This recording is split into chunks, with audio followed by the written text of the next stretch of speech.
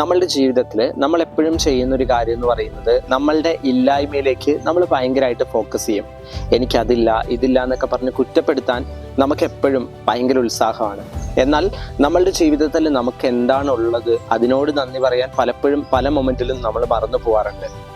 ഇതിനുള്ളൊരു കാരണം എന്ന് പറയുന്നത് നമ്മളുടെ ബ്രെയിന് ഏറ്റവും നെഗറ്റീവ് ആയിട്ടുള്ള കാര്യങ്ങളിലേക്ക് പെട്ടെന്ന് തന്നെ പോകാനുള്ള ഭയങ്കരമായിട്ടുള്ള ഒരു ടെൻഡൻസി എപ്പോഴും ഉണ്ടാവാറുണ്ട്.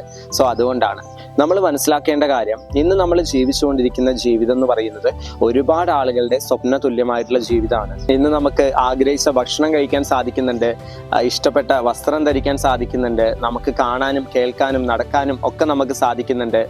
അപ്പോൾ ഇത്തരത്തിലുള്ള കാര്യങ്ങളൊന്നും ഇല്ലാത്ത ഒരുപാട് ആളുകളുണ്ട്. അതായത് ഇന്നും ഒരു നേരത്തെ ഭക്ഷണം ലഭിക്കാത്ത ആളുകളുണ്ട്, ഇഷ്ടപ്പെട്ട വസ്ത്രം ധരിക്കാൻ ആഗ്രഹിച്ചിട്ടും നടക്കാത്ത ആളുകളുണ്ട്. ഇത്തരത്തിലുള്ള ഒരുപാട് ആളുകൾ അടങ്ങിയിട്ടുള്ള ഈ ലോകത്ത് നമ്മൾ ശരിക്കും പറഞ്ഞു കഴിഞ്ഞാൽ സമ്പന്നര് തന്നെയാണ്.